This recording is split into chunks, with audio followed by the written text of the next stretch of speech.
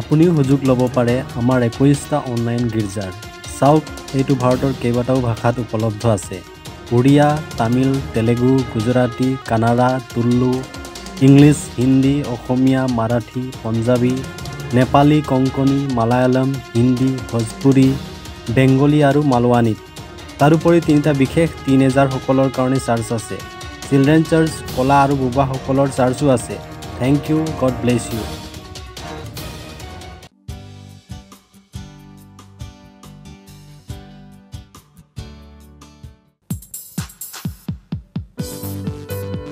Hallelujah. Bacha oka bacha. Hey.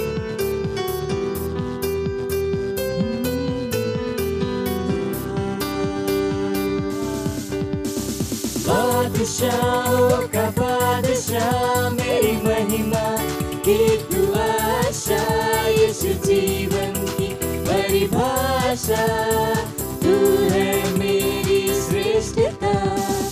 बादशाह का बादशाह मेरी महिमा की तू आशा, यीशु जीवन की परिभाषा, तू है मेरी श्रेष्ठता। मैं हूँ दीवाना तेरा, तू है मेरा पहला प्यार। मैं हूँ तुझ पे फिदा, तू है मेरा जान। मैं हूँ दीवाना तेरा, तू है मेरा पहला प्यार। मैं हूँ तुझ पे फिदा, तू है मेरा जान। बादशाह का बादशाह मेरी महिमा की तू आशा, यीशु जीवन की परिभाषा, तू है मेरी श्रेष्ठता।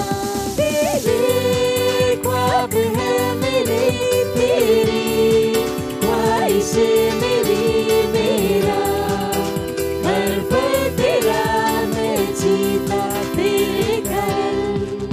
तेरे ख्वाब है मेरे, तेरी ख्वाहिशें मेरी, मेरा हर पल तेरा, मैं जीता तेरे घर। बादशाह का बादशाह मेरी महिमा की तू आशा, यीशु जीवन की परिभाषा, तू है मेरी श्रेष्ठता। बादशाह का बादशाह मेरी महिमा की तू आशा, यीशु जीवन की परिभाषा, तू है मेरी श्रेष्ठता।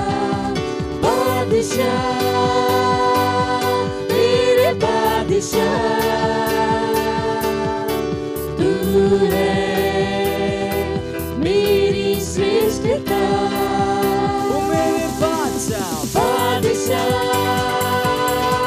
मेरे बादशाह, तू है मेरा पहला प्यार। ओ मेरे बादशाह, तू मेरा पहला प्यार है। हालेलुया।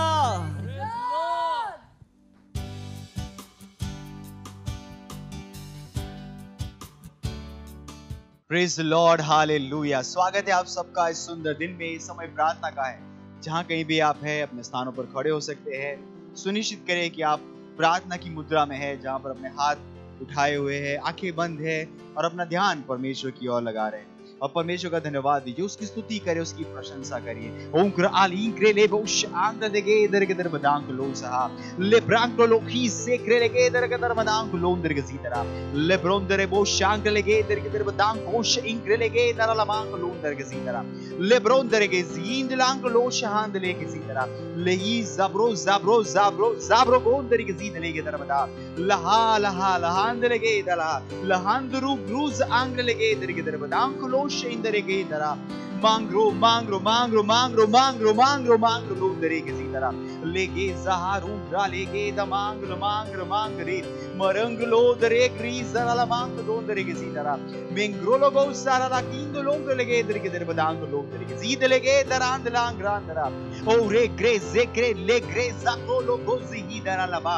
रेगे के कोश अक्रीद लेगे इंदला मांग लोंदरे के सी तरह मेंग्रा लबा आंग्रो ओली ग्रेज कालो कोश आंद लेगे जरा लबा Legredo boshandala, legendo musa akirele boshenkele bondara, musakrele, melangolos angele gendele gedere badangolondara ba, marosa ronda, rosa ronda, ronzo rondele gradira landala, rogosha angriza angriza angriza griza gridere geza, la crodoro lo bosa angridere gedere boshandala ba, rabronda rabangolo dondele brose brose brose handele gedara bada, la ra ra ra rondara ba, in groze krele gedere gedere badangolo Drege sa legre legre legre legre legre banco londre che sidera legos angli che trebadang londre che sidera che trebadangla mombra alibro los ler leg londre che sidera liga alo krolozaha O hallelujah.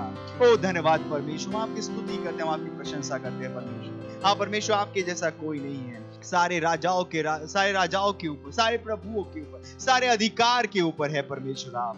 धन्यवाद परमेश्वर। हाँ परमेश्वर, आप विश्व के रचयिता है परमेश्वर, आपने हमें बनाया है परमेश्वर। हम आपकी स्तुति करते हैं, हम आपकी प्रशंसा करते हैं परमेश्वर। Hallelujah, praise the Lord.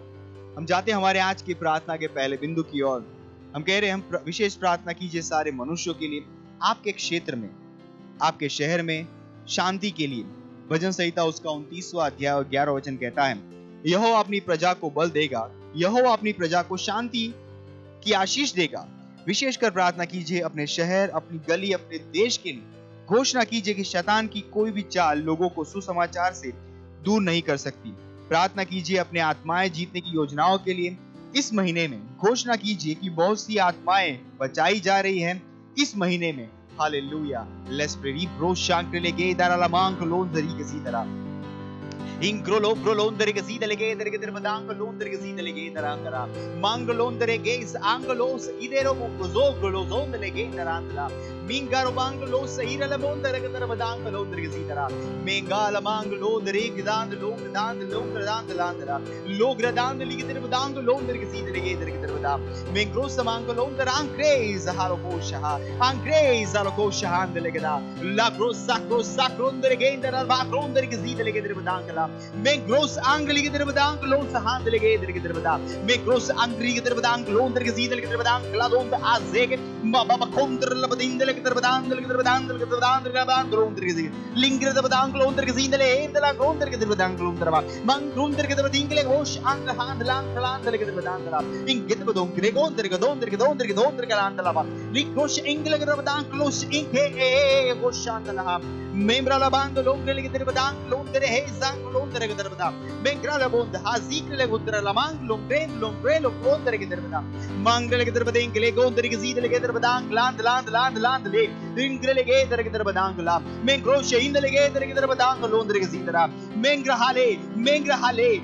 halondra handle ke derbada vero lo zerele go shorlo gondra ke zidle ke derbada land la mingol ez anglon sahandle izirele ke anglo sahandle anzri grand land lege dara legend land lege dere ke badang lon dere ke zid land la mama kosh hand lege dara ringe dolo brolo said lege dere ke badang lon dara le azer la uzer lege dere ke badang lon dere ke zid dara legend lege dere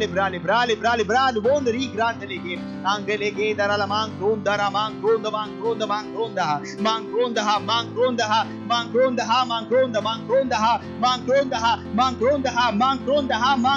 handala Mangronda handelige derandela Mangronda handelige dergedandlondra Mangronda handelige derandela Mangronda rigedando ondrandelandlondra Mengranzaba Crosha handelige Mandrolonda regedar gandlandlandlondra La conda landlandla La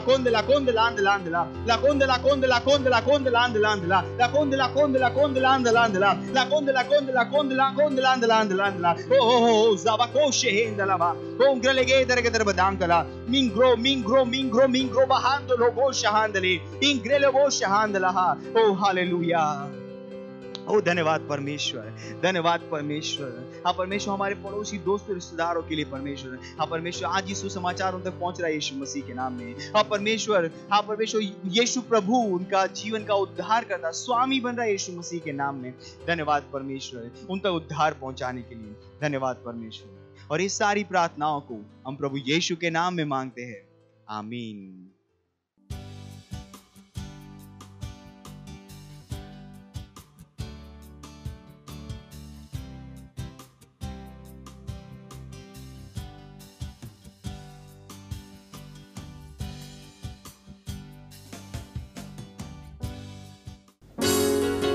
hallelujah ये मेरे हाथ तेरी महिमा में उठे केवल तेरी महिमा करने के लिए क्योंकि तू इसके योग्य है ये मेरे हाथ तेरी महिमा में उठते हैं ये मेरे हाथ तेरी महिमा में उठते हैं ये मेरे हाथ तेरी महिमा में उठते हैं ये मेरे हाथ तेरी महिमा में उठते हैं मेरे यीशु तू ही इसके योग्य है केवल तू ही है मेरे यीशु तू ही इसके योग्य है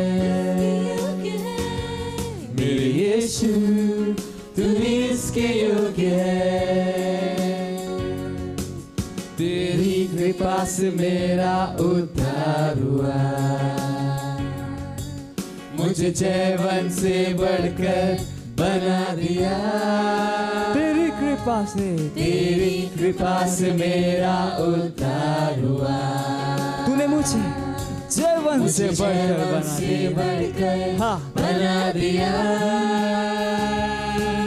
अंधकार से निकाल तेरे पुत्र के राज में ला दिया समर्थी प्रभु तेरा प्यार है महान समर्थी प्रभु तेरा प्यार है महान ओ यीशु यीशु ओ यीशु यीशु ओ यीशु यीशु ओ यीशु तेरी दया से नया जीवन मुझे मिला तेरे आत्मा का वरदान मुझे दिया तेरी दया से नया जीवन मुझे मिला और तेरे आत्मा का वरदान मुझे दिया और स्वर्गीय स्थान मसीह के साथ में बिठा दिया प्यारे पिता तेरी महिमा है अपार प्यारे पिता तेरी महिमा है अपार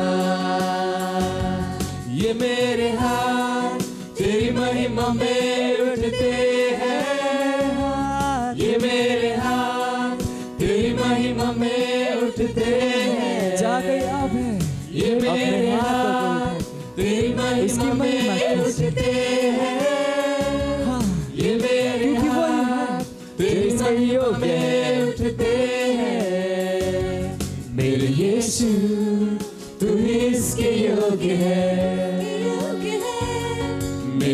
यीशु तू ही इसके योग्य है,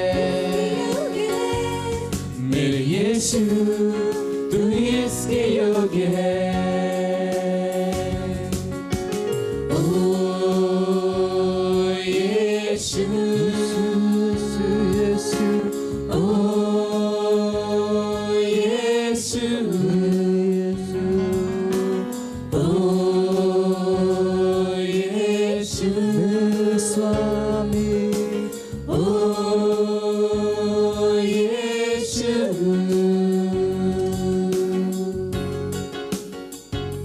हालेलुया, केवल यीशु मसीह महिमा के योग्य है। हालेलुया।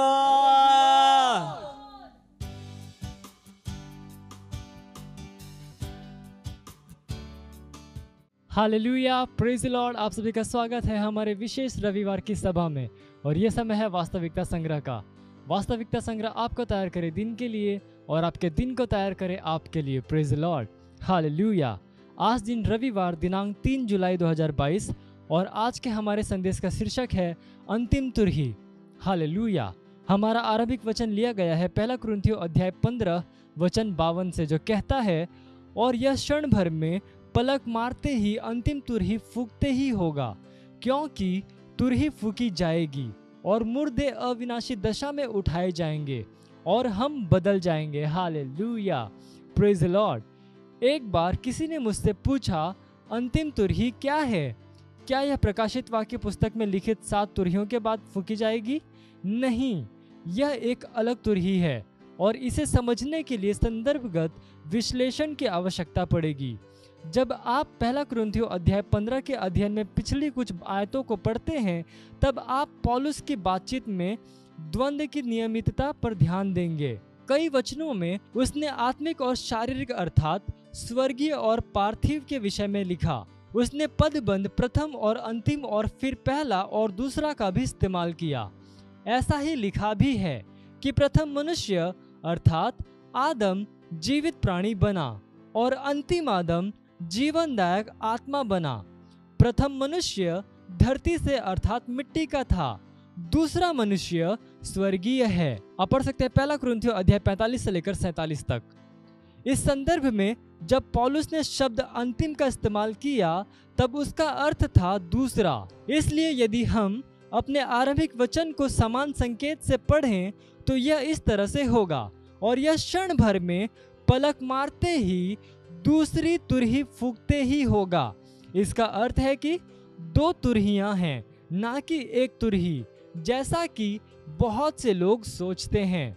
इस वचन का एम्प्लीफाइड अनुवाद इस बात की पुष्टि करता है, और यह क्षण भर में पलक मारते ही अंतिम तुरही फूकने की आवाज पर होगा, क्योंकि एक तुरही फूकी जाएगी और मसीह में मुर्दे अविनाशी दशा में उठाए जाएंगे। बहुत से लोग इससे चूक गए क्योंकि उन्होंने सोचा कि वह समान तुरही के विषय में बात कर रहा था। यह महत्वपूर्ण क्यों है? पुराने नियम में बाइबल हमें 2 महत्वपूर्ण तुरहियों के विषय में बताती है। पहली तुरही फूकी गई जब परमेश्वर प्रकट हुआ, और दूसरी तुरही लोगों को इकट्ठा करने के लिए फूकी गई। पहली तुरही परमेश्वर की महिमा के प्रत्यक्षीकरण के लिए थी, जबकि दूसरी तुरही मंडली को इकट्ठा करने के लिए थी। जब रैप्चर में पहली तुरही फूकी जाएगी, तब प्रभु यीशु स्वर्ग में से आएगा और मसीह में मुर्दे अविनाशी दशा में उठाए जाएंगे। दूसरी और अंतिम तुरही हम सबको इकट्ठा करेगी जो कि जीवित और बचे हुए हैं। जब यह फूकी जाएगी तब हम बदल जाएंगे और हवा में प्रभु से मिलने के लिए उठा लिए जाएंगे। Hallelujah, praise Lord.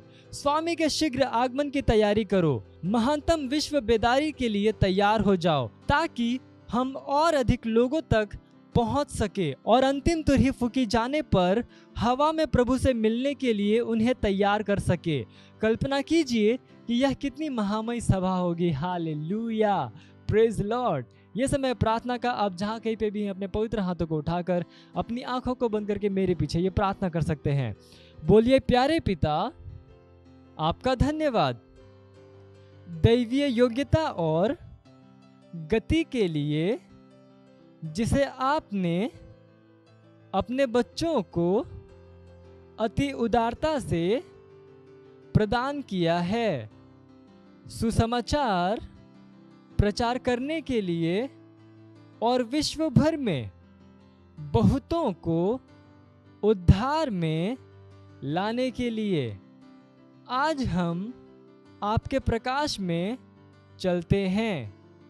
पृथ्वी में और मनुष्यों के हृदय में सबसे अधिक आपके राज्य के राज और शासन की खोज करते हुए, प्रभु यीशु के नाम में आमीन। Hallelujah, praise Lord. आप अतिरिक्त अध्ययन में पढ़ सकते हैं निर्गमन अध्याय 19 वचन 16 से लेकर 18 और योएल अध्याय 2 वचन 15 से लेकर 16 और पहला थिस्सलुनीकियों अध्याय 4 वचन 16 से लेकर 17। Hallelujah.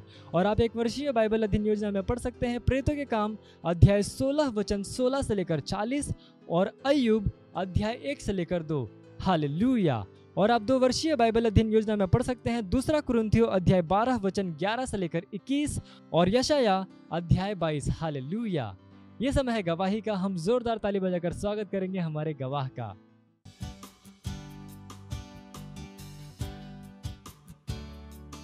Hallelujah, praise the Lord. ये सिस्टर है, इनका नाम है मंजू जायसवाल। ये गोरेगांव चर्च से है और मेरे सेल की मेंबर है। इनकी ये गवाही है कि जब ये चर्च नहीं आती थी, मतलब हमें नहीं जानती थी, तब उससे पहले ये काफ़ी बीमार रहती थी और हर हफ्ते ये हॉस्पिटल जाया करती थी और हमेशा इनका पैसे हॉस्पिटल में ही जाता था। लेकिन जब से ये चर्च आने लगी और सेल ज्वाइन किया, परमेश्वर का वचन इनके जीवन में आया, तो इन्होंने अपनी चंगाई को ग्रहण किया और आज ये पूरी तरह से चंगी है और लगातार हमारे साथ चर्च में और सेल में जुड़ी हुई है और वचन को अपने जीवन में लगाकर अपने पूरे परिवार का इन्होंने उद्धार करा। इसमें परमेश्वर का धन्यवाद देती हूँ और पास्टर आइजक सर का भी धन्यवाद देती हूँ। मत सोचिएगा कि आपने कोई गलती कर दी या आपने कुछ इतना बड़ा काम कर दिया कि परमेश्वर का प्रेम आपके लिए खत्म हो गया, और कभी मत होने दीजिएगा कि आप अपने आप को बेकार समझें। जब आप 24 घंटे प्रेम में चल रहे हो तो आप 24 घंटे किसमें चल रहे हो? परमेश्वर की भरपूरी में। Praise the Lord. हालेलुया। अगर आपको उद्धार में चलना है तो आपको प्रेम करना पड़ेगा। Praise the Lord. तो प्रेम केवल मुंह का नहीं है, प्रेम में आप एक कदम उठाते हो। जैसे परमेश्वर ने जब हमसे प्रेम किया तो उसने कुछ किया। जो सम्मान परमेश्वर ने यीशु मसीह को दिया, जो मौका परमेश्वर ने यीशु मसीह को दिया, वही मौका उसने मुझे और आपको दिया है। हालेलुया। उसने हमें उसके पास बुला लिया। हालेलुया। उसने हमारा उसके बीच का जो संबंध टूट गया था उसको क्या कर दिया? जोड़ दिया। ग्लोरी। किसकी वजह से? प्रेम की वजह से। हालेलुया। मैं आदेश देता हूं बीमारी को उनके शरीरों से जाने का यीशु मसीह के नाम। मैं उन अशुद्ध आत्माओं को, उन दुर्बलता की आत्माओं को, उन बीमारी फैलाने वाली आत्माओं को आदेश देता हूं उनके शरीरों से जाने का और वापस नहीं आने का यीशु मसीह के नाम।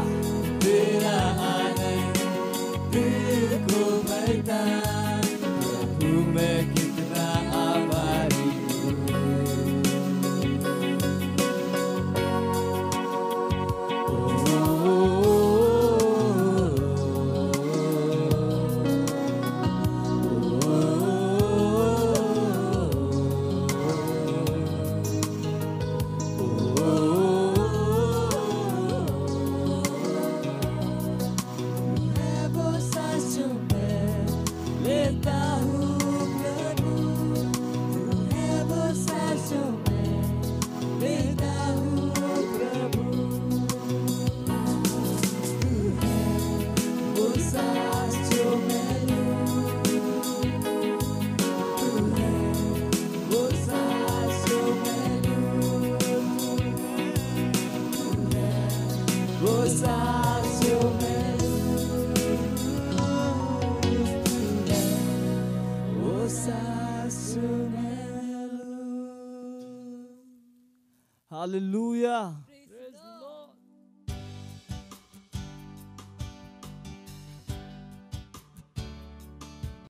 হালেলুয়া নিজৰ হাতবিলাকক উঠাওক আৰু কওক তেওঁ কিমান মহান হয়, তেওঁ কিমান অদ্ভুত হয়। তেওঁৰ স্তুতি কৰক, নিজৰ হাতবিলাকক উঠাওক আৰু কওক, ঈশ্বৰ আপুনি মহান হয়, আপুনি মহান হয়, আপুনি একমাত্ৰ বুদ্ধিমান ঈশ্বৰ হয়। কওক, ঈশ্বৰ আপুনি কেৱল মাত্ৰ বুদ্ধিমান হয়। গোটেই বিশ্ব আপোনাৰে হয়, বিশ্বত থকা সকলো দেশবিলাক আপোনাৰে হয় আৰু আমি সকলোৱে আপোনাৰ হাতৰ সৃষ্টি হওঁ। ধন্যবাদ আমাক ঈশ্বৰৰ সন্তান বনোৱাৰ বাবে, ধন্যবাদ ঈশ্বৰৰ সন্তান বনোৱাৰ বাবে, ধন্যবাদ প্ৰভু, ধন্যবাদ প্ৰভু আপোনাৰ দয়াৰ বাবে, আপোনাৰ কৰুণাৰ বাবে, আপোনাৰ প্ৰেমৰ বাবে ধন্যবাদ, ধন্যবাদ আপোনাৰ আত্মাৰ বাবে, ধন্যবাদ বাক্যৰ জ্ঞান আৰু বুজনিৰ বাবে। আপুনি কেৱল মাত্ৰ বুদ্ধিমান ঈশ্বৰ হয়, আপোনাৰ নিচিনা কোনেও নাই। ধন্যবাদ যি সময় আপুনি আমাক দিছে, আমি আপোনাৰ বাক্যৰ পৰা শিকোঁ আৰু আগবাঢ়ি যাম। ধন্যবাদ প্ৰাৰ্থনা প্ৰভু যীশু খ্ৰীষ্টৰ নামত বিচাৰিছোঁ, আমেন। প্ৰভুৰ প্ৰশংসা হওক। বহিব পাৰে। হালেলুয়া। ওচৰত থকাজনক হাঁহি মিচিকি হাঁহি দিব পাৰে, ক'ব পাৰে যে আপোনাক আদৰণি জনাইছোঁ, আপোনাক দেখি মই সুখী হৈছোঁ। এটা শৃংখলা চলি আছে আৰু সেইটো হৈছে উঠা আৰু জিলিকা। প্ৰভুৰ প্ৰশংসা হওক। আমি কৈছোঁ যে উঠাটোৱে নহয়, কিন্তু জিলিকাটো আৱশ্যক আছে। যেতিয়া ঈশ্বৰে কয় যে উঠা, তেতিয়া উঠিবৰ কাৰণে সম্ভৱ হয়। ঈশ্বৰে আমাক উঠিবৰ বাবে যিয়ে কৰিব লাগিছিলে সকলোবিলাক কৰি দিছে।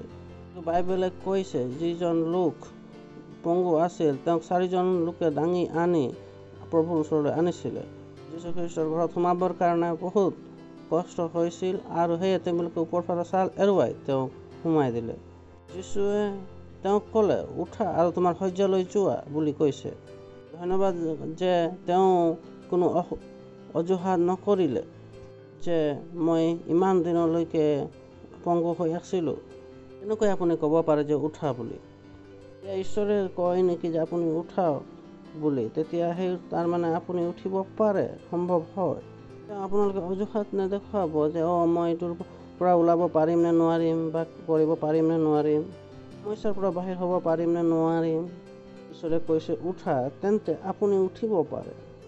কাহিনী যি নেকি আমি পাচনি কৰ্মত পঢ়োঁ, পিতৰ আৰু যোহনে কৰিছিলে।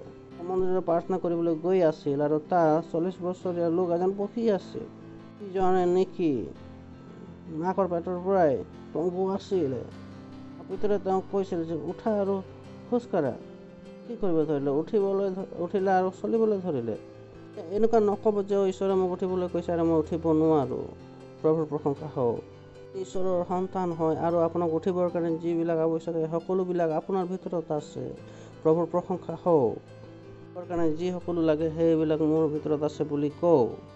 উঠিবৰ বাবে যি সকলো আৱশ্যক সেই সকলোবিলাক মোৰ ভিতৰত আছে। প্ৰভুৰ প্ৰশংসা হওক। হালেলুয়া। কোনে সেইটো কৰে যিটো নেকি ঈশ্বৰে আপোনাক কৰিবলৈ কৈছে। নকয় যে মোৰ পৰা হ'ব নোৱাৰে বুলি। প্ৰভুৰ প্ৰশংসা হওক। আপোনালোকে ভাবি চাওক, পতি পত্নী হয় যদি মণ্ডলীত বহি আছে একেলগে, গমো নাপাব তালাক আপোনালোকৰ কেতিয়া হৈ গ'ল। ক'ব পাৰে মোৰ য'ত মন যায় তাতে বহিব পাৰিম, ঠিক আছে, সময় দিয়ক। এতিয়া অলপ দূৰত বহিবৰ কাৰণে বিচাৰি আছে আৰু অলপ সময়ৰ পাছত তেওঁলোকে বিবাহ বিচ্ছেদ হৈ যাব। সেইকাৰণে কি আপুনি নেতৃত্ব নকৰে। প্ৰভুৰ প্ৰশংসা, ঠিক আছে, আপুনি সেইটো কৰক যিটো নেকি ঈশ্বৰে আপোনাক কৰিবলৈ কৈ আছে। তেওঁ বাক্যৰ বিৰুদ্ধে আপুনি নাযাব। বাক্যই আমাক যি কৰিবলৈ কৈছে তাক কৰিবৰ কাৰণে আমাৰ যোগ্যতা আছে। প্ৰভুৰ প্ৰশংসা হওক।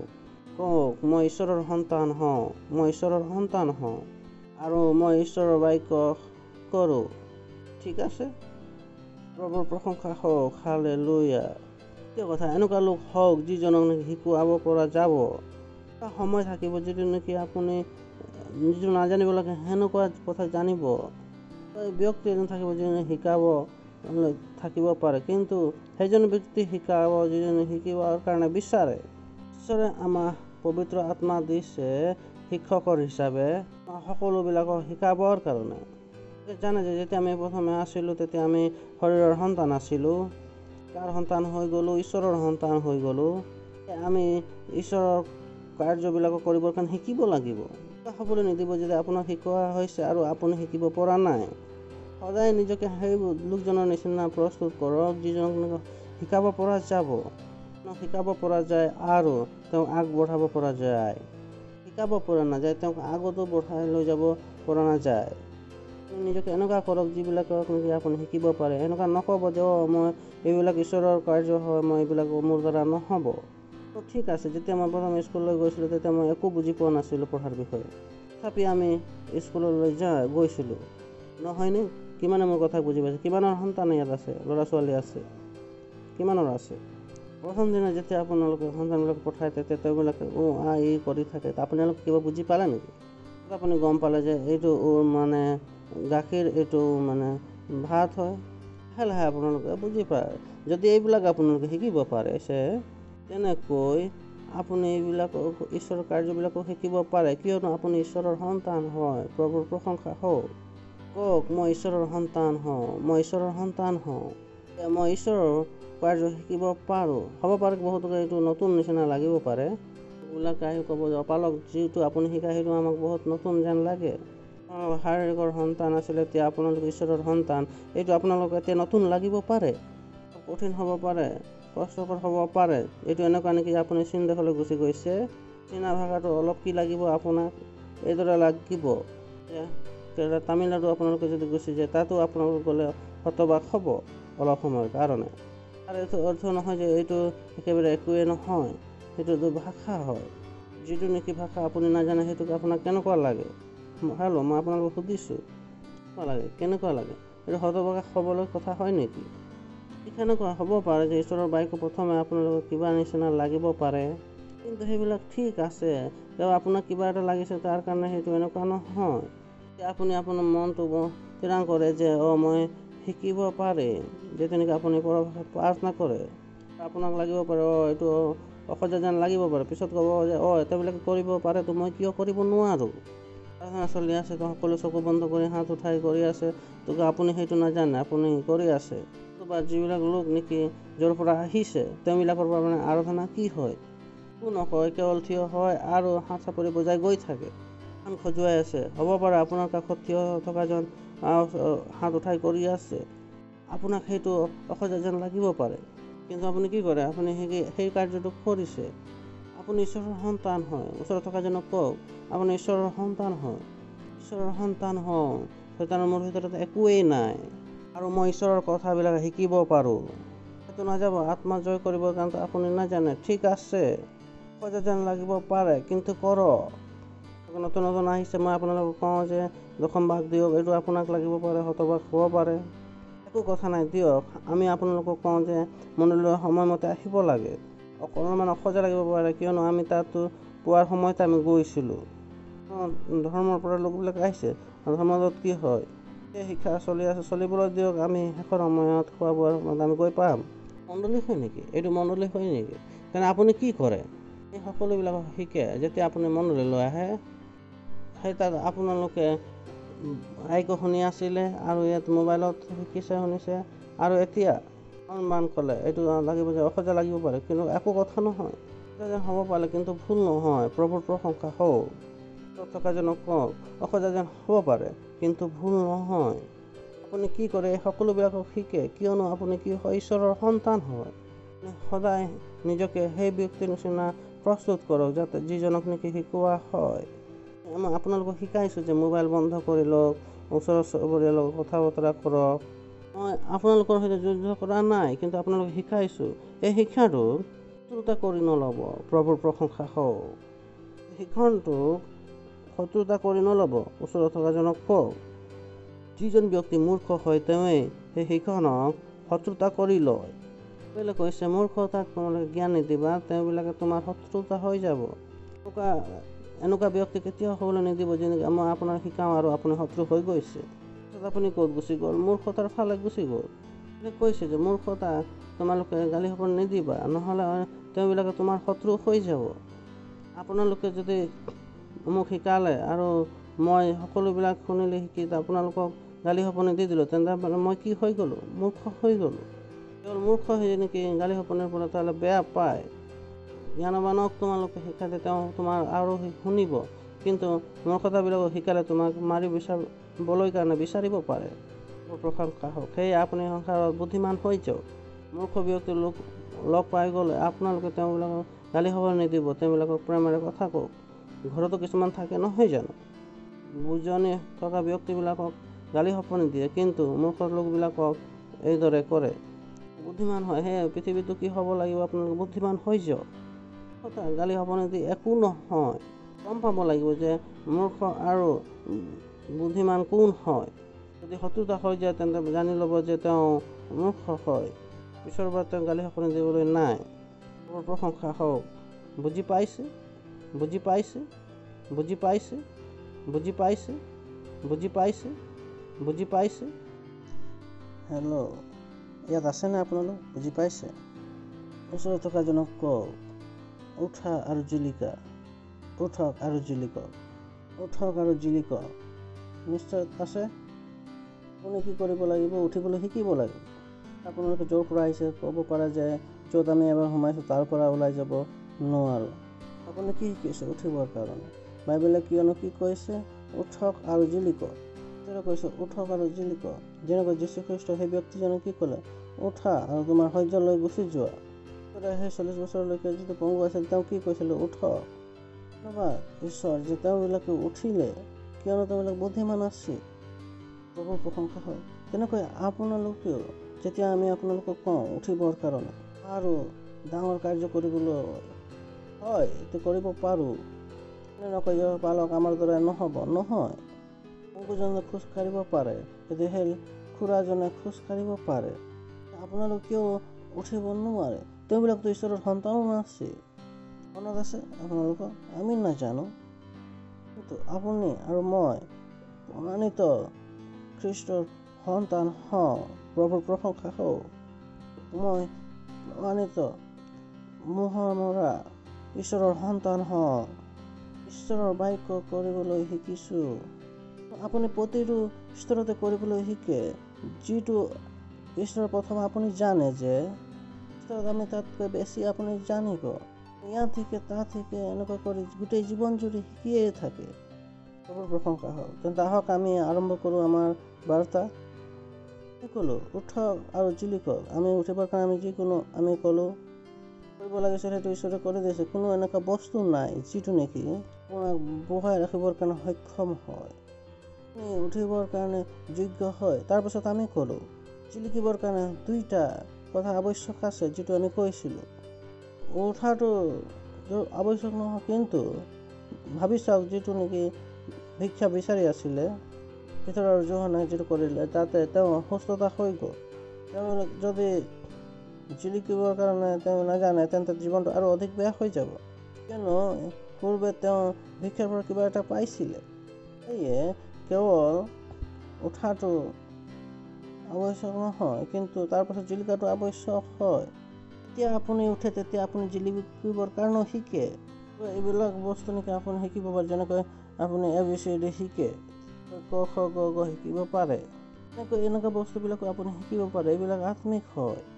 প্ৰভুৰ প্ৰশংসা হওক। ওচৰত থকা এজনক কওক উঠক আৰু জিলিকক। উঠক আৰু জিলিকক। উঠক আৰু জিলিকক। ঠিক আছে?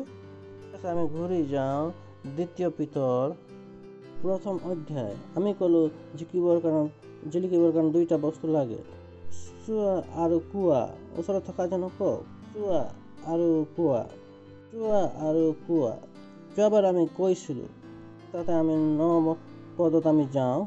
কাৰণ এই সকলো যাৰ নাই তেওঁ অন্ধ, তেওঁ ওচৰতেহে দেখে, তেওঁৰ পূৰ্বৰ পাপৰ মোচন তেওঁ পাহৰি গ'ল। প্ৰশ্ন এতিয়া কালৈ লিখা হৈছে ঈশ্বৰৰ সন্তানবিলাকলৈ। তাৰ অৰ্থ হৈছে যে ঈশ্বৰৰ সন্তান হৈও অন্ধ হোৱাটো সম্ভৱ আছে। ঈশ্বৰৰ সন্তান হোৱাটো আৰম্ভণি হয়, শেষ নহয়। আশীৰ্বাদৰ আৰম্ভণি হয়। যিদৰে মই ক'লোঁ যে আপোনালোক ঈশ্বৰৰ সন্তান হয়। ক'ৰবাত কাৰ বাবে হয়? ঈশ্বৰৰ সন্তানৰ বাবে হয়। কিন্তু সেইবিলাক কি হয়? আৰম্ভণি হয়। আপুনি কেনেকৈ গম পালে যে এইটো ঈশ্বৰৰ সন্তানবিলাকলৈ লিখা হৈছে? আহক আমি 1ম পদত যাওঁ। যীশুখ্ৰীষ্টৰ দাস আৰু পাচনি চিমন পিতৰ আমাৰ ঈশ্বৰ আৰু ত্ৰাণকৰ্তা যীশুখ্ৰীষ্টৰ সত্যনিষ্ঠা গুণেৰে যিবিলাক আমাৰে সৈতে একে সমান অমূল্য বিশ্বাসৰ অংশ হ'ল তেওঁবিলাকৰ সমতুল্য। কালৈ লিখিছে? ঈশ্বৰৰ সন্তানবিলাকলৈ। এই সকলোবিলাক ঈশ্বৰৰ সন্তানবিলাকৰ বাবে কি লিখিলে? 9 পদত।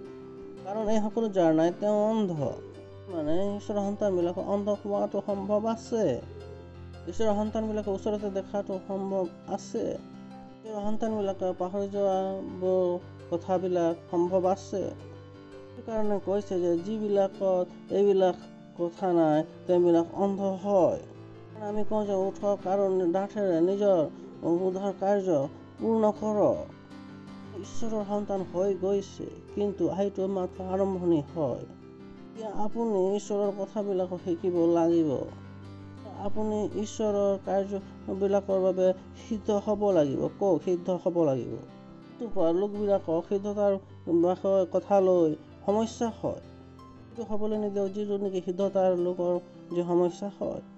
গৰাকীক সদায় সিদ্ধতা লাগে। ঈশ্বৰেও সদায় বিচাৰে সিদ্ধতা। কিমানে চুলি কটাই আহিছিল, মহিলাবিলাকৰ লগত কথা পাতিছোঁ। কিমানে চুলি কটাই আহিছে তেওঁবিলাকলৈ। মহিলাবিলাক আছে, পুৰুষবিলাক আজি বেছি আছে। মহিলাবিলাক তেওঁলোকে মেকআপ কৰিবলৈ গ'ল। তেওঁবিলাকে তাতে একফালে গালত ৰঙা বনাই দিলে, একফালে ক'লা বনাই দিলে। ভনী সিদ্ধতাটো নহয়, কেতিয়াবা ৰঙা ক'লাটো হৈ যায়। আপুনি শান্তিৰে আহিবনে? আইব্ৰ যিটো বহুত ভাল থাকে নহয় জানো? আইব্ৰ আপুনি বনাবলৈ গ'ল, এটা কাটি দিলে আৰু এটা এৰি দিলে। আপুনি সেই ছোৱালীজনক সমান নিদিব। ভাবক যে আপুনি তলৰ দাঁত ওলাবলৈ গৈছিলে, আপোনাৰ ওপৰৰ দাঁত উলিয়াই দিলে। ভনী সিদ্ধতা নাই, কেতিয়াবা ভুল হৈ যায়। সেইটো নহয়তো এই কাষৰটো ওলাই গ'ল। তেনেকুৱা হৈ নাযাব। যেতিয়া আপোনাৰ পৰা সিদ্ধতা দাবী কৰা হয় তেতিয়া আপুনি বেয়া পাই যায়। আমি সকলোৱে সিদ্ধতা আমি দাবী কৰোঁ। কোৱা যায় যে শাৰী আমি পিন্ধিছোঁ, এইফালে আহক। ঠিক আছে, ইয়াত আগলৈ আহি যাওক যাতে সকলোৱে দেখি পায়। ঠিক আছে, মই চুই লওঁ। আপোনাৰ স্বামী আছে নেকি? এইটো শাৰী, ঠিক আছে, গা লগাইছে।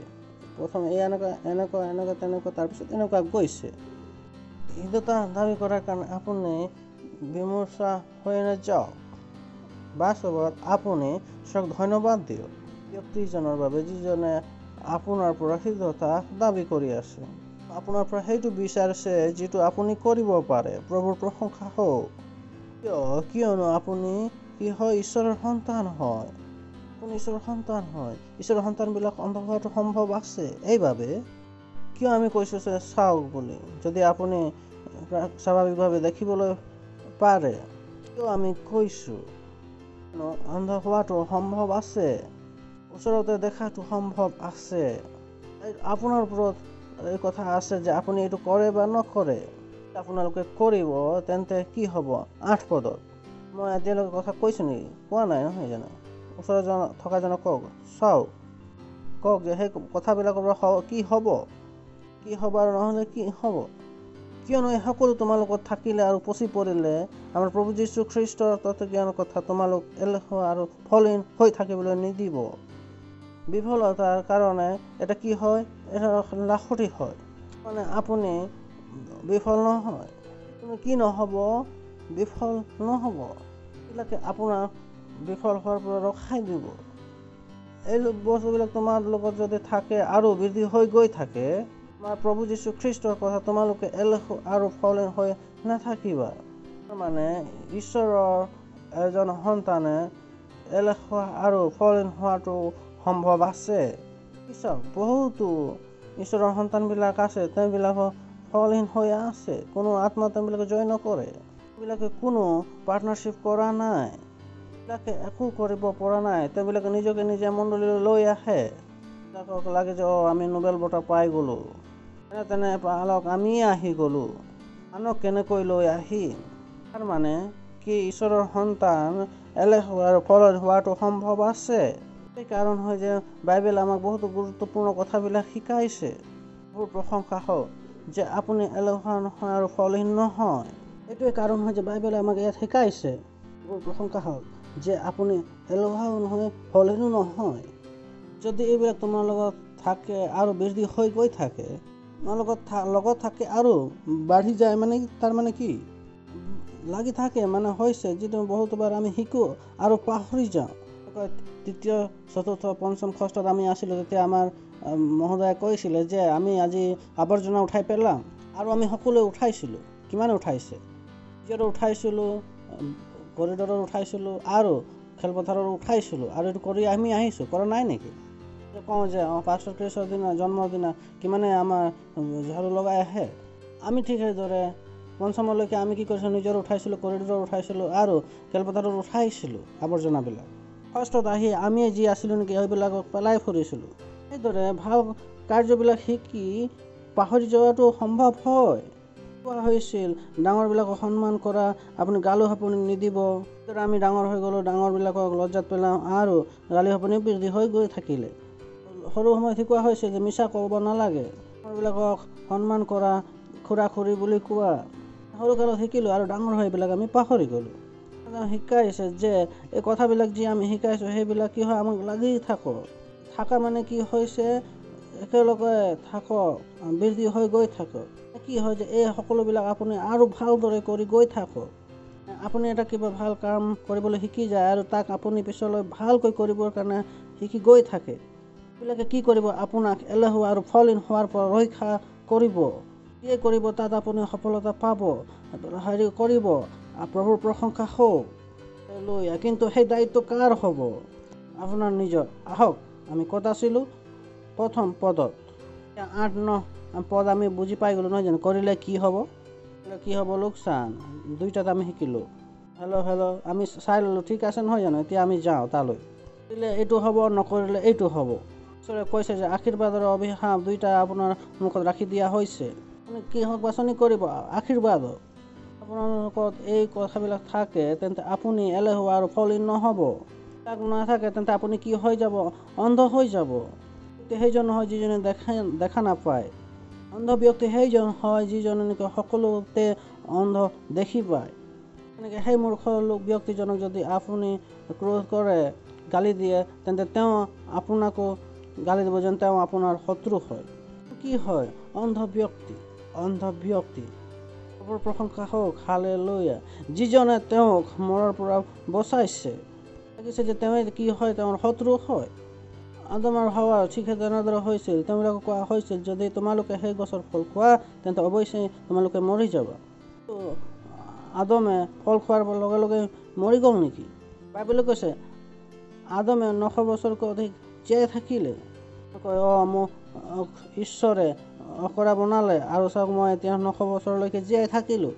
900ৰ পৰা বয়স কমি এতিয়া 120লৈকে হৈ গ'ল। হোৱা নাই নেকি? ঈশ্বৰে মুচিৰ সময়ত লোকবিলাকৰ বয়স কিমান কৰি দিলে? 120। চাওক সেই আদম যিটো নেকি আদম মৰিবৰ কাৰণে নাছিলেই। আদম যিটো 10 কৰোৰ 50 কৰোৰ বয়সলৈকে জীয়াই থাকিব পাৰিলেহেঁতেন, 1 লাখ কোটি জীয়াই থাকিব পাৰিলেহেঁতেন।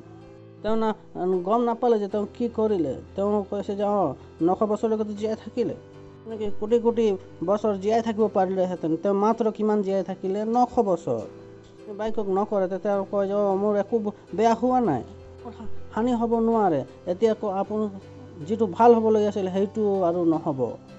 কোটি বছৰলৈকে জীয়াই থাকিব পাৰিলেহেঁতেন, কিন্তু জীয়াই নাথাকিলে। কিয়নো তেওঁ বাইকক নকৰিলে। এইবিলাকক নকৰিব যিবিলাক এনেকৈ আপোনাৰ আশীৰ্বাদবিলাকক দূৰ কৰি দিয়ে। আদমে নিজৰ কোটি বয়সৰ পৰা উলিয়াই কিমান লৈ ল'লে? তেওঁ সুখী আছিলে। কি কোৱা হয়? অন্ধ।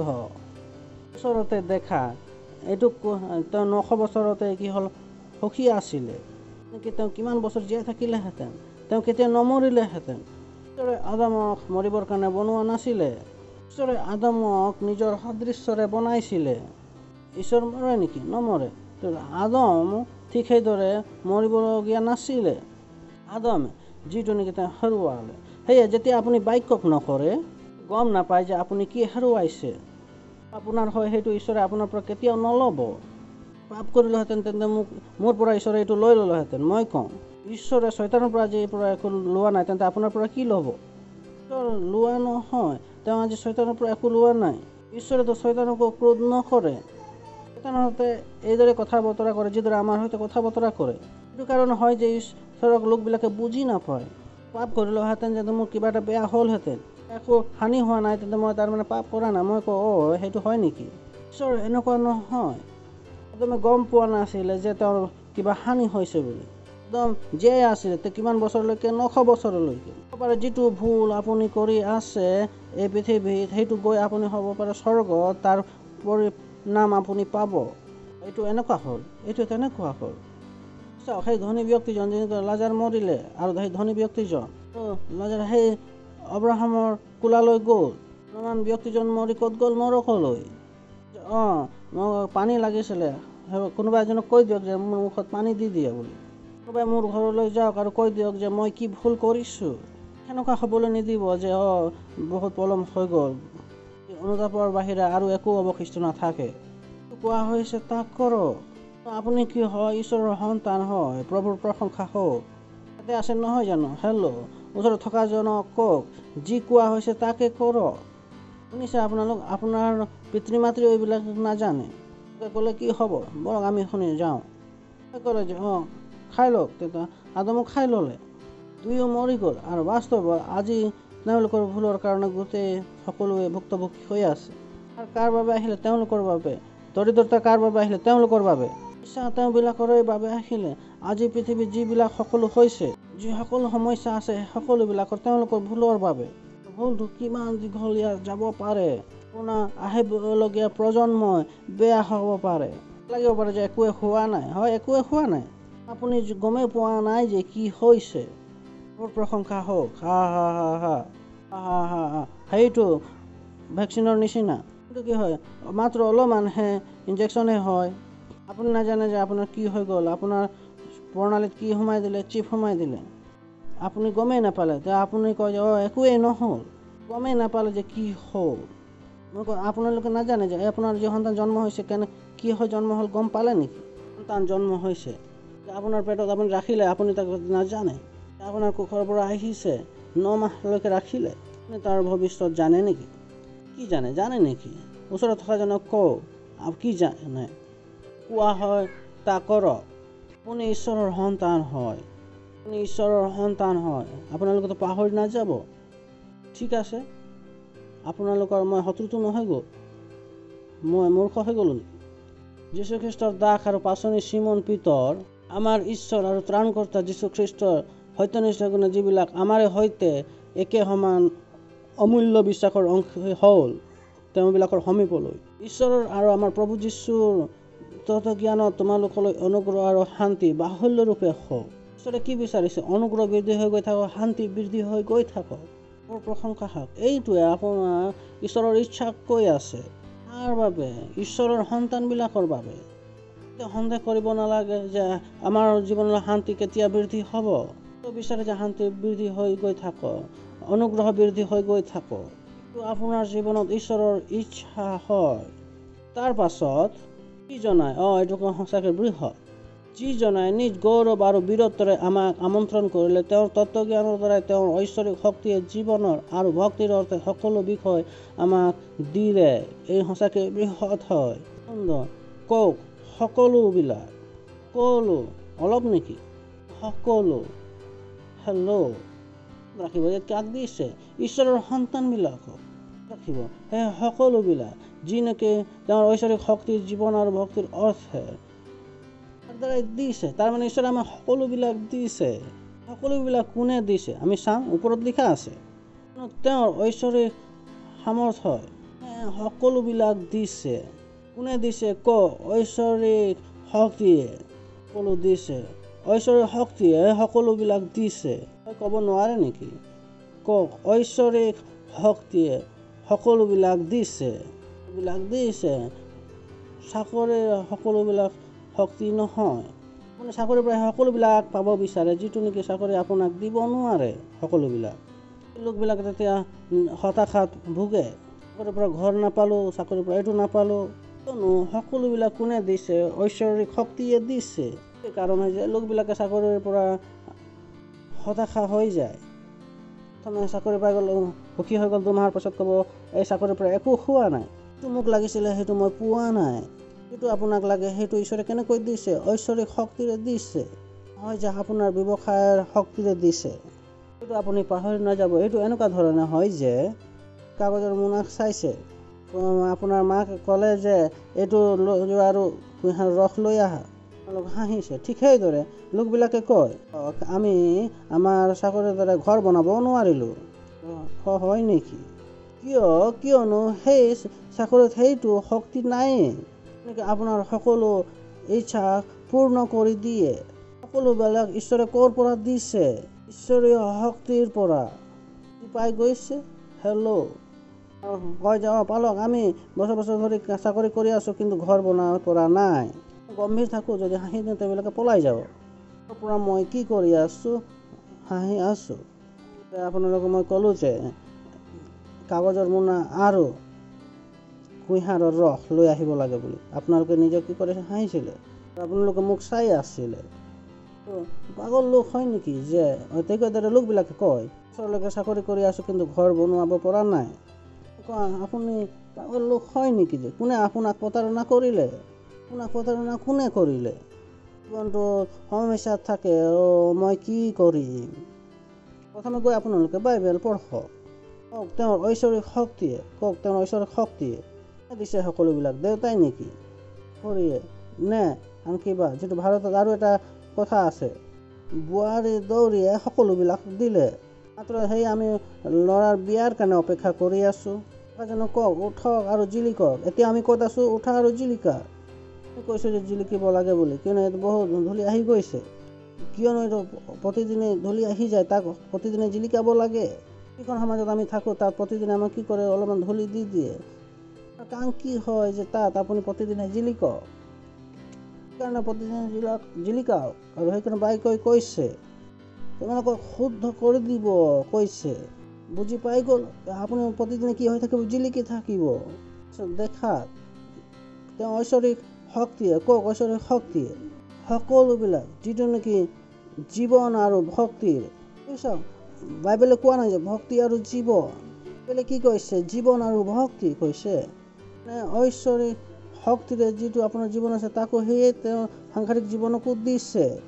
তাত জীৱনৰ অৰ্থ এইটোৱে হয় আপুনি এসংসাৰত থাকিবৰ কাৰণে আৱশ্যক হয় অন্ন, বস্ত্ৰ আৰু বাসস্থান। এই সকলোবিলাক ঈশ্বৰে আপোনাক দিছে তেওঁৰ ঐশ্বৰিক শক্তিৰে। এইটো জানে তো ঈশ্বৰে আপোনাক সকলোবিলাক দিছে জীৱনৰ বাবে আৰু ভক্তিৰ বাবেও। ঈশ্বৰে আপোনাক খাবৰ কাৰণে আৰু পাৰ্টনাৰশ্বিপৰ কাৰণেও পইচা দিছে। প্ৰভুৰ প্ৰশংসা হওক। জীৱন আৰু ভক্তি আপোনাক সকলোৰ বাবে দিছে, ঐশ্বৰিক শক্তিৰে দিছে।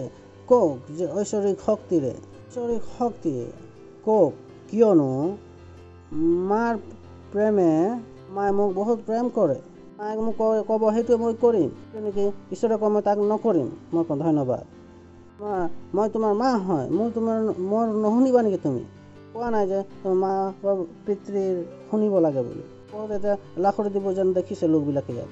অকল আজি আমি ভাঙি দিম, হৈ যাম যদি মোলৈ ক্ৰোধ হৈ যায়। কাৰ্য কি হয় যে হয়তো কোৱাটো এতিয়া আপুনি কি হৈ গৈছে? মূৰ্খ। বাইবেলৰ পৰা যদি নেদেখা তেনেহ'লে মই চাই ল'ম। বলক ইফিচিয়া 1ম অধ্যায় 6 পদ। কওক কওক যে বহুত এইটো কঠোৰ হৈ আছে। পঢ়ক, সকলোৱে পঢ়িম 1, 2, 3 সকলোৱে। থকাজনক কওক যে চকু খুলি পঢ়ক।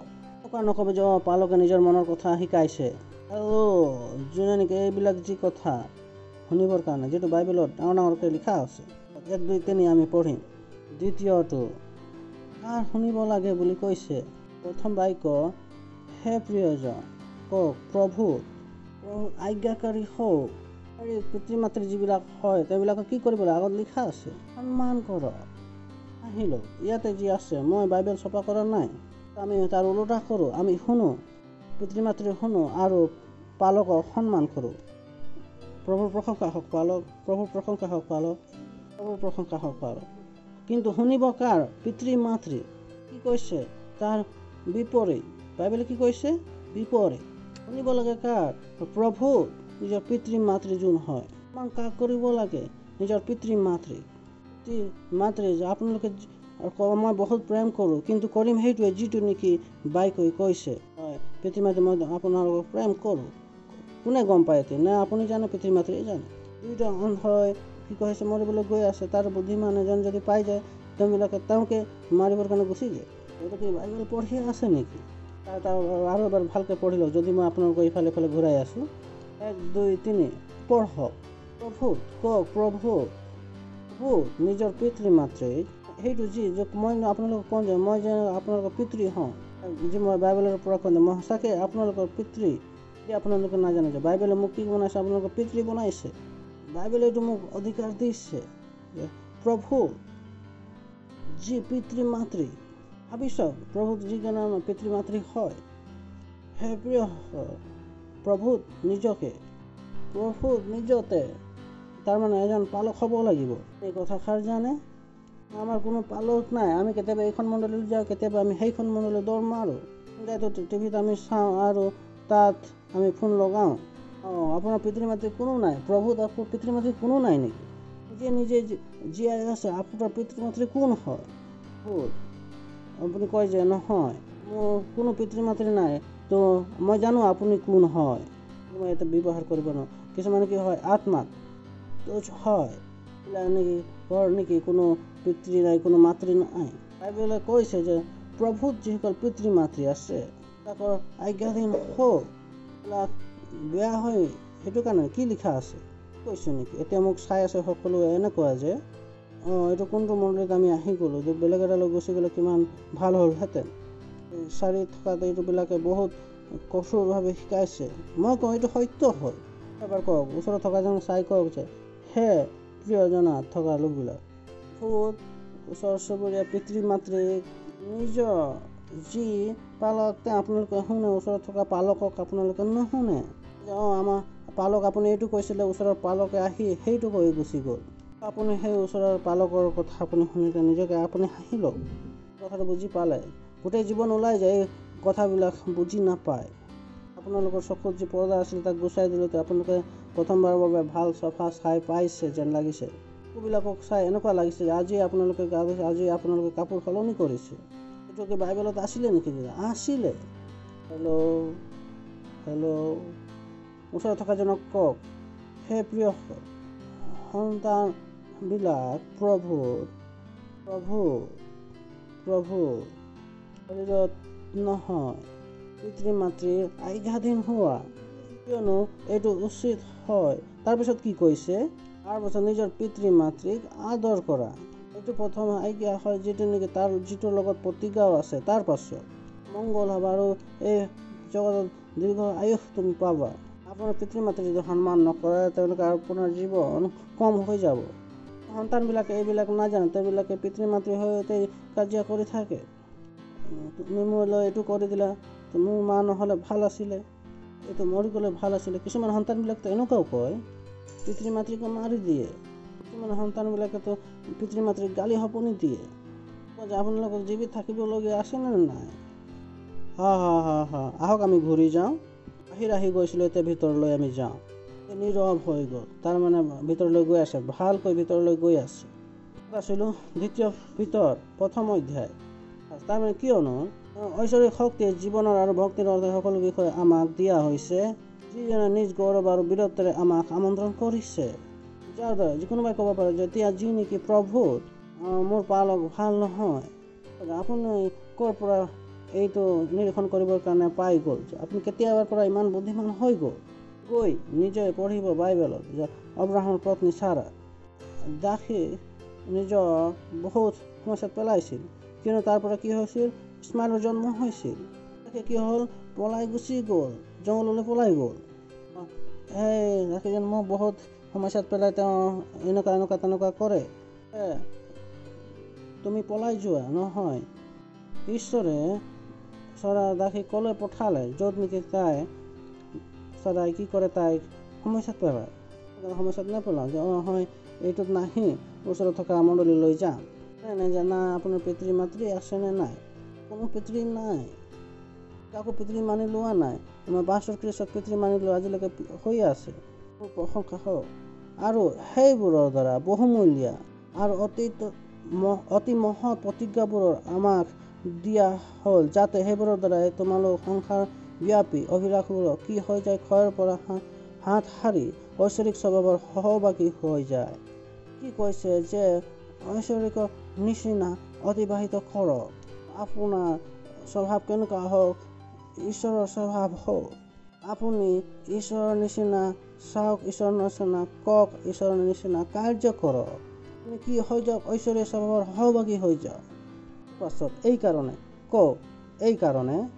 এইটো কাৰণে তোমালোকে কি হোৱা, ঈশ্বৰৰ সন্তান। ঈশ্বৰে তোমালোকক কিমান ডাঙৰ ডাঙৰ কাৰ্যবিলাক দিছে, তোমালোকে কি কৰা, এইটোৱে কৰা। এইটো কাৰণে তাৰ নিমিত্তে তোমালোকে নিজে সম্পূৰ্ণ যত্ন কৰি বিশ্বাসত বীৰত্বত জ্ঞান, তাৰ পাছত জ্ঞানত ইন্দ্ৰিয় দমনত ধৈৰ্য, ধৈৰ্যত ভক্তিত তাৰ পাছত ভাতৃস্নেহ আৰু ভাতৃস্নেহত প্ৰেম যোগোৱা। তাৰ অৰ্থ কি হয়, তাৰ মানে বৃদ্ধি কৰি গৈ থাকক, যোগ কৰি গৈ থাকিব বিশ্বাসত। আহক আমি আকৌ পঢ়ো 5 পদৰ। এই কাৰণে তাৰ নিমিত্তে তোমালোকে নিজৰ সম্পূৰ্ণ যত্ন কৰি বিশ্বাসত বৃদ্ধি হৈ যাওক। ইয়াত লগাব পাৰো, নহয় জানো? ইমান দীঘল বাক্য আমি বুজিও নাপাম নহ'লে। সেইকাৰণে তাৰ নিমিত্তে তোমালোকে নিজে সকলো ধৰণৰ বিশ্বাসত যোগ কৰি গৈ থাকক, সকলো ধৰণৰ যত্ন কৰি বৃদ্ধি কৰি গৈ থাকক। পৰিশ্ৰম কৰিবলৈ নহওক কিয়, যিমানে সমস্যাৰ নহওক কিয়, কি কৰিব লাগিব, নিজৰ বিশ্বাসত এইবিলাকক যোগ কৰি গৈ থাকক। সকলো ধৰণৰ যত্ন কৰি, যিমানে পৰিশ্ৰম কৰিবলৈ নহওক কিয়, যিমানে সমস্যাৰ নহওক কিয়, ৰাতিত উজাগৰে থাকিবলৈ নহওক কিয়, যিয়ে কৰিবলৈ নহওক কিয়, কাৰ্যবিলাকক কৰক। কিয়নো যদিহে কৰিব, তেন্তে আপুনি এলেহুৱা আৰু ফলীন হৈ নাথাকিব। কৰিলে কি হৈ যাব, অন্ধ, কোনো পথ নাই, ইফালে নহ'লে সিফালে, সফল বা বিফল, এলেহুৱা নহ'লে ফলদায়ক, কোনো পথ নাই। যেনেকুৱা হয় নহয় মিডল ক্লাছ নহয়, হ'ব পাৰে আপুনি দৰিদ্ৰ হয়, নহ'লে ধনৱন্ত হয়, মিডল ক্লাছ নাই। ক্লাছ যিটো শব্দ হয়, সেইটোৱে চবতকৈ ডাঙৰ প্ৰতাৰণাৰ শব্দ হয়। বাক্যত আপোনালোকে দুইটাই পাব, যে দৰিদ্ৰ আৰু ধনী। আপুনি মিডল ক্লাছ নাপাব। কিন্তু ধনীবিলাকে কি কৰিছে, সংসাৰে এইটো বনাই লৈছে মিডল ক্লাছ। এনেকৈ চপৰাচী কি কয়, চিকিউৰিটি অফিচাৰ বুলি কোৱা হয়। প্ৰথমে তেওঁ চপৰাচী আছিলে, এতিয়া তেওঁ চিকিউৰিটি অফিচাৰ হৈ গ'ল। বাইবেলত দুইটা শ্ৰেণী আছে, দৰিদ্ৰ আৰু ধনী। এইবিলাকে ধনী হোৱাৰ ঠাইত কি ভাবি লয়, মিডল ক্লাছ হ'বৰ কাৰণে লোকবিলাকে ভাবি লয়। কিন্তু কি হৈ গ'ল, সৰু হৈ গ'ল। যীশুখ্ৰীষ্টই দৰিদ্ৰ হৈ গ'ল, যাতে আমি কি হৈ যাওঁ, মিডল ক্লাছ নে ধনী। আপোনাকে মই কৈ আছোঁ, বাইবেলে কি কৈছে, যীশুখ্ৰীষ্ট দৰিদ্ৰ হৈ গ'ল, যাতে আপুনি কি হৈ যায়, কিন্তু মিডল ক্লাছ হৈ গ'ল। মই কওঁ, কিয় মিডল ক্লাছ হৈ গ'ল? কি আপুনি ধনী হ'ব পাৰিলেহেঁতেন? কি আছিলে, অন্ধ আছিলে, অন্ধ। চাইছে, মই আপোনাৰ প্ৰতাৰণা কৰা নাই, কোনোবাই আপোনালোকক কৈ আছোঁ। মই মিডল ক্লাছ যি ডাঙৰ শব্দ হয়, সেইটো কেতিয়াও নাছিলেই। ওপৰত থকা লোকবিলাকৰ এটা চলনা হয় যে যিবিলাক দৰিদ্ৰ আছে, তেওঁবিলাকে যুঁজিবৰ কাৰণে নাযায়, মাজতে এনেকুৱা থাকি সুখী হৈ যায়, তেওঁলোকে ওপৰলৈ নাযায়। এইটো কাৰণে কওক যে এই কাৰণে তোমালোকে নিজে সম্পূৰ্ণ যত্ন কৰি বিশ্বাসত যোগ কৰক। কি কৰক, হাতবিলাক উঠাওক আৰু প্ৰাৰ্থনা কৰক। প্ৰশংসা হওক, কওক মই ঈশ্বৰৰ সন্তান হওঁ আৰু বাক্য কৰিবৰ কাৰণে আনন্দ কৰোঁ, মই বাক্য কৰিবৰ কাৰণে সুখী হওঁ, ঈশ্বৰৰ সন্তান হওঁ। হালেলুয়া। প্ৰথমবাৰ আহিছে, আপোনালোকক আদৰণি জনাব বিচাৰি আপোনালোকে থিয় হ'ব পাৰে, তেওঁবিলাকৰ হাঁচা কৰিও যাব পাৰোঁ। প্ৰভুৰ প্ৰশংসা হওক। ধন্যবাদ। আমি বিচাৰোঁ যে আপোনালোকে ঈশ্বৰক গ্ৰহণ কৰি আপোনালোকে যাওক। সকলোবিলাকক এনেকৈ দিছে, যীশুৰ চিনাক্তকৰণৰ দ্বাৰাই দিছে। যীশুক নাজানে তেনে সকলো আনন্দ আপোনালোকে ল'ব নোৱাৰিব। ভাৰতৰ য'ৰে পৰা আপোনালোকে চাই আছে, এই বাক্যক আপোনালোকে লাভ লওক। কৰক, নিজৰ চকু বন্ধ কৰি লওক, প্ৰাৰ্থনা নিজৰ মুখেৰে মোৰ পাছে পাছে ক'ব, হৃদয়ত বিশ্বাস কৰিব। কওক, হে প্ৰিয় ঈশ্বৰ, আপোনাৰ কাষলৈ আহিছোঁ, ঈশ্বৰৰ নামত মই বিশ্বাস কৰোঁ, যীশুখ্ৰীষ্ট জীৱিত ঈশ্বৰৰ পুত্ৰ, প্ৰভু হয়, মোৰ স্বামী হয়। মোক বচাবৰ কাৰণে ক্ৰুচত মৰিলে। ঈশ্বৰে তেওঁক তৃতীয় দিনা মৃতবিলাকৰ মাজৰ পৰা তুলিলে আৰু তেওঁ আজি সৰ্বদাৰ বাবে জীৱিত আছে। নিজৰ মুখেৰে ঘোষণা কৰিছোঁ যে খ্ৰীষ্ট জীৱিত ঈশ্বৰৰ পুত্ৰ, মোৰ প্ৰভু হয়, মোৰ স্বামী হয়। বাচি গ'লো। আজিৰ পৰা মোৰ উদ্ধাৰ হৈ গৈছে। আজিৰ পৰা মই ঈশ্বৰৰ সন্তান হওঁ। যীশুৰ নামত আমেন। কাষক জোৰকৈ এইবিলাকৰ বাবে হাঁচা পৰি বজাব পাৰে নকৰিছে। এইবিলাকৰ বাবে প্ৰভু ধন্যবাদ দিছোঁ। এই সকলোবিলাকৰ বাবে, সন্তানবিলাকৰ বাবে যীশুক নিজৰ প্ৰভু হিচাপে গ্ৰহণ কৰিছে। দিছোঁ প্ৰভু, ধন্যবাদ ধন্যবাদ ধন্যবাদ। মই এইবিলাক আশীৰ্বাদ কৰিছোঁ আপোনাৰ বুজনিৰ দ্বাৰা, আপোনাৰ বুদ্ধিৰ দ্বাৰা, আপোনাৰ জ্ঞানৰ দ্বাৰা, প্ৰেমৰ দ্বাৰা, আপোনাৰ আত্মাৰ দ্বাৰা। মই ঘোষণা কৰিছোঁ যে যীশুৰ নাম তেওঁবিলাকৰ ওপৰত সৰ্বদাই থাকিব। তেওঁলোকৰ ওপৰত শয়তানৰ কোনো হস্তক্ষেপৰ দাবী নাথাকিব। আশীৰ্বাদ প্ৰাপ্ত যীশু খ্ৰীষ্টৰ নামত আমেন। সময় হয় নিজৰ উপহাৰ, নিজৰ দশম ভাগ পাৰ্টনাৰশ্বিপ দিবৰ কাৰণে। তেওঁলোকে পাৰ্টনাৰ নহয়তো আজি পাৰ্টনাৰ হৈ যাওক। তেওঁলোকে দশম ভাগ নিদিয়ে তেন্তে দিয়ক। আপুনি কি হয়? ঈশ্বৰৰ সন্তান হয়। যিটো আপোনাক কোৱা হয় তাক কৰক। মনত ৰাখিব, যিটো নেকি আপুনি যদি নকৰে, যিটো পাবলগীয়া আছিল সেইটো আপুনি নাপাব। আপোনালোকে পাই আছে, হ'ব পাৰে যে, কিন্তু যিটো পাবলগীয়া আছিল সেইটো আপুনি নাপাবও পাৰে। মনত ৰাখিব। আমি কোৱাৰক আমি আদৰণি জনাম ঈশ্বৰ এই উপহাৰক আনিবৰ কাৰণে সুযোগ আৰু সুবিধা দিয়াৰ বাবে দিছোঁ। ধন্যবাদ ধন্যবাদ ধন্যবাদ ধন্যবাদ ধন্যবাদ। উপহাৰ আপোনাৰ আশীৰ্বাদত পবিত্ৰ হৈ যাওক। হৈছে দ্ৰুতভাৱে আমালৈ আহিছে। ভাৰত আপোনাৰ আশীৰ্বাদৰ আহ্বান কৰিছোঁ। হোৱা নিয়ম এইবিলাকৰ বিস্তাৰ হ'বৰ কাৰণে প্ৰয়োগ হওক। সমৃদ্ধিৰ যি স্বৰ্গদূত মই পঠাইছোঁ আপোনালোকৰ সন্তানবিলাকৰ ওপৰত। যীশুৰ নামত সকলোবিলাক আশীৰ্বাদ হৈছে। দিছোঁ আমেন। প্ৰভুৰ প্ৰশংসা হওক। তোৰকে আমি চিঞৰিব পাৰোঁ গৌৰৱ।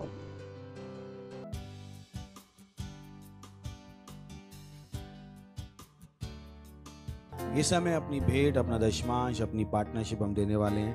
और अगर आप एक पार्टनर नहीं है तो आज ही पार्टनर बनिए। अगर आप दशमांश नहीं देते हैं तो दीजिए, क्योंकि आप क्या हो? परमेश्वर की संतान। जो आपसे कहा जाए वो कीजिए, क्योंकि ध्यान रखिए अगर आप नहीं कर रहे हो तो जो आप पा सकते थे वो कभी नहीं पा पाओगे। जो आपके पास है वो तो बना रहेगा, बट जो पा सकते वो नहीं मिलेगा। सही है? तो ध्यान रखिए। तो क्वायर का हम स्वागत कर सकते। हालेलुया। तू है वो कारण जो मैं जीता और चलता हूँ, ओ स्वामी यीशु। तू है वो कारण जो मैं जीता चलता हूँ। तू है वो कारण जो मैं जीता चलता हूँ। स्वामी यीशु, तू है वो कारण जो मैं जीता चलता हूँ। स्वामी यीशु, तू है वो कारण जो मैं जीता चलता हूँ। तू है वो कारण, हाँ तू ही है। तू है वो कारण जो मैं जीता चलता हूँ। ओ स्वामी यीशु, तू है वो कारण जो मैं जीता चलता हूँ। स्वामी यीशु, तू है वो कारण जो मैं जीता चलता हूँ।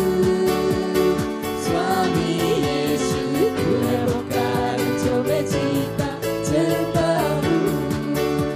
तू है वो स्तंभ, तू है वो स्तंभ जो मेरे जीवन का है आधार।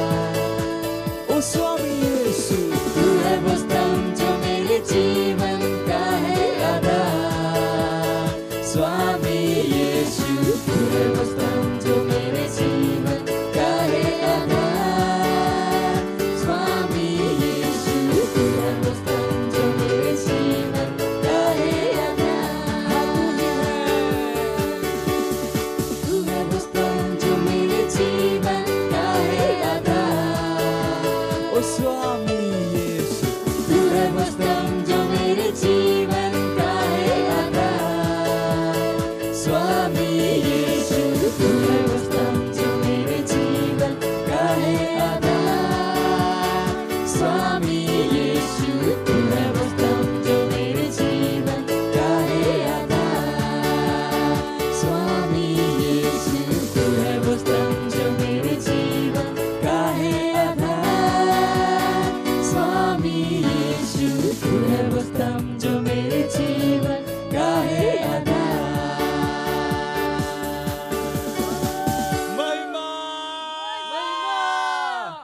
धन्यवाद देते हैं परमेश्वर इस भेंट को लाने का अनुग्रह अवसर देने के लिए।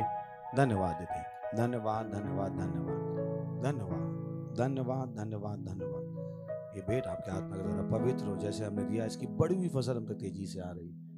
इन भेंटों के ऊपर हम आशीषों का आह्वान करते हैं। बढ़ोतरी का नियम बोलते हैं आपके राज के विस्तार में। हाँ, समृद्धि के स्वर्गदूत को मैं भेजता हूँ आपके बच्चों के लिए प्रभु, कि उन आशीषों को उनके जीवन में पूरी करा रहे हैं प्रभु यीशु के नाम में। धन्यवाद देते हैं। आमीन। Praise the Lord. एक बार जोर चला सकते हैं महिमा। कुछ अनाउंसमेंट्स हैं जो बहुत जरूरी हैं। सबसे पहला है लीडर बन जाइए। पढ़ सके लीडर बन जाइए, एक बार काफी है, सही है। उसके बाद हमारा क्या है, हीलिंग स्ट्रीम का प्रोग्राम, जो ताली बजा सकते हैं। And we have the banner. Can I have the banner please? Okay, so ये बैनर है जो हम चाहते हैं कि हम जगह जगह पर लगाएं। तो ये उपलब्ध है केवल 50 रुपए, सही है ना? महंगा है क्या? प्लास्टिक का बैनर है, कागज नहीं है। सो इसको खरीदिए और इसको लगाइए, अपने घर पे लगाइए, जहां दुकान है वहां लगाइए, पर ध्यान रखिए कहां लगाइए। बीएमसी के नियम जान लीजिए। क्या जान लीजिए? बीएमसी के नियम, समझ गए? तो खैर अच्छी बात यह है कि बारिश हो रही। क्या हो रही? तो कहना क्यों लगाया? छींटे बहुत आती इसलिए लगाया। तो बुद्धिमानी, सही है। सारी चीजें सोच समझ के बनाइए। तो इसको खरीदिए, लगाइए। सही, अपना नंबर भी आप लिख सकते हो ताकि लोग आपको फोन कर पाएं और आप रजिस्ट्रेशन करा पाओ। पर ऐसे 500 बैनर हमारे पास हैं और मैं चाहता हूं हर सेल इसी हफ्ते में 10 बैनर खरीदे और उनको लगाए और हमें बताए कि हम कहां लगाने वाले। पहले डिस्कस कीजिए, पास्टर मैं यहां लगाने वाला हूं, सही। और बुद्धिमानी से लगाइए ताकि आप बीएमसी के लफड़े में ना फंसे। से समझ रहे हैं सर? पर ऐसे 500 बैनर, इनको फॉलो अप भी कीजिए कि वहां पर लगे हुए हैं, जहां लगा रहे हैं वहां ध्यान दीजिए कि हाँ कर रहे हैं, सही है, ताकि ये तब तक बने रहें। और अगर वहां से हट जाए दूसरा खरीदिए और लगाइए, क्योंकि आपको नहीं पता केवल ये बैनर ही चिल्ला चिल्ला के हवा में क्या बोल रहा है, चंगाई चंगाई और चंगाई। हम हवा को क्या कर रहे हैं? शुद्ध कर रहे हैं। Praise the Lord, hallelujah. अब तो याद रहेगा ना, बुद्धिमान है ना, जब भी वचन जा रहा है वो क्या कर रहा है? शुद्धिकरण। हवा भी क्या हो रही है? साफ। हमारे साथ प्रार्थना कीजिए। प्रार्थना रात को हम 11 से 12 1 घंटा प्रार्थना करते हैं। हमारे साथ जुड़िए। सुबह 7:30 बजे, शाम को 4:30 बजे और रात को 11 बजे। अगर आपने फाउंडेशन स्कूल नहीं किया है तो आज ही कीजिए ताकि सही जानकारी आपको मिल जाए। सेल सिस्टम के पार्ट नहीं है, बन जाइए ताकि और सही जानकारी आपको मिल जाए। पार्टनरशिप नहीं करते हैं तो सही पार्टनरशिप कीजिए ताकि आपके पैसे को पता हो कि पैसा खाने के लिए नहीं है, पैसा परमेश्वर की आराधना करने के लिए। हालेलुया। आरओआर डिस्ट्रीब्यूशन, हमने कहा 1000 रेप्सोडी आप बांटेंगे, हम आपको क्या दे रहे हैं? ये गिफ्ट। कोशिश कीजिए ये पाने की, मत कहिए थोड़े बुद्धिमान बनिए। हम आनंद के लिए कर रहे हैं तो मत तो अरे क्यों मैं मेहनत करूं। मेहनत कीजिए, मेहनत कीजिए।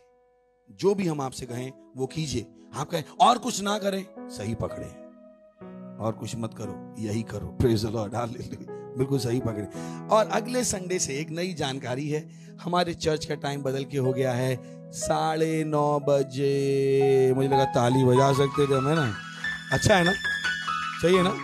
तो दोपहर में अच्छे से खाना खा के आत्माएं जीतने जा सकते। मैं आपसे क्यों सो सकते, मैं आपको गलत जानकारी नहीं दूंगा, सही है? तो 9:30 बजे होगा ताकि हम जल्दी घर चले जाएं। अच्छा है ना? तो होने दीजिए कि आप समय पे आएं और क्या करें, समय पे हम जा पाएं। Praise the Lord. खड़े होंगे, परमेश्वर का धन्यवाद देंगे, अपने हाथों को उठाकर परमपिता का प्रेम, यीशु मसीह का अनुग्रह और पवित्र आत्मा की सहभागिता हमारे साथ सदा के लिए बनी रहेगी, यीशु मसीह के नाम में, आमीन।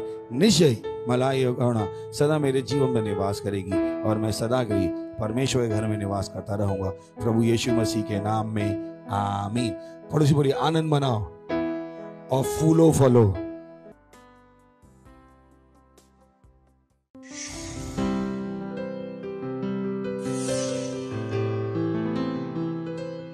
Subscribe to our channel, hit the bell icon, like, comment and share.